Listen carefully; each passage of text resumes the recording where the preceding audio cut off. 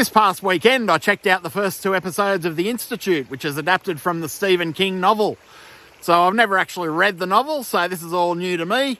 Basically, this series is not only from Stephen King, but also from the creators of From, which could be a good thing or a bad thing. From was a great series for the first season, but then it fell into that whole lost trap where it just kept doing circles and circles, much like the plot of the series itself, and ending up in the same place. So I gave up on that one in no short order after the first season. So I'm hoping that The Institute won't be a similar experience, but it does look positive so far. So the plot of this one, the premise, is that gifted children who are gifted in either telekinesis or other psychic abilities, being able to read minds and so forth, are kidnapped at night from their parents' houses by a special squad of mercenaries who they'll sneak into the house, they'll drug the parents with gas and abduct these children. So they abduct them, they take them to an institute, the titular institute of the Stephen King series, and that one's based in Maine, of course, as all good Stephen King stories are. And this institute's basically like a scientific institute. There's a bunch of kids there at any one time. They keep turning them over, obviously, quite quickly, because these experiments either work out or they don't, apparently, from what the series is leading us to believe. And it kind of reminds me of the whole institute involved with Firestarter, in a sense. So I don't know if it's related to that institute, but we shall see.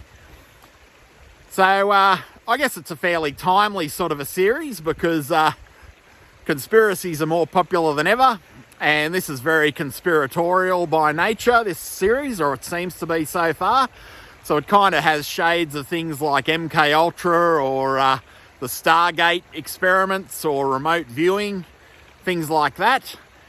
Manchurian candidates and what have you. So it hasn't really delved into those themes, but it has the same sort of feel as all of those conspiracies, which could be quite fun. And it's quite timely as well, because safe to say right now, a lot of people are very suspicious of all the traditional institutions to begin with. So things like government and pharmaceutical companies and private equity firms and you name it, people are suspicious of it. So people realise that they've been misled on a lot of things. So they are very primed for a series like this, a nice little paranoid, conspiratorial, fictitious series like The Institute. So I checked out the first 2 episodes here in Australia on Stan, which is the streaming network that's carrying The Institute. I believe it's going to be screening on Paramount or streaming on Paramount Plus elsewhere, and otherwise you should be able to find it on whatever streaming services your part of the world in this day and age.